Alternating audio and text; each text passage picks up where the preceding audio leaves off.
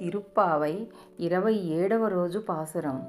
கோடாரை வெல்லும் சீர் கோவிந்தா, உந்தன்னை பாடிப்பறை கொண்டுயாம் பெரு செம்மானம் நாடு புகழும் பரிசினால் நன்றாக சூடகமே தோல் வலையே தோடே செவிப்பூவே பாடகமே என்றனையா பல்கலனும் யாமணியோம் ஆடையுடுப்போம் அதன் பின்னே பால் சோறு மூடனே பெய்து முழங்கை வலிவாரா கூடியிருந்து குளிரிந்தேலோர் எம்பாவாய்.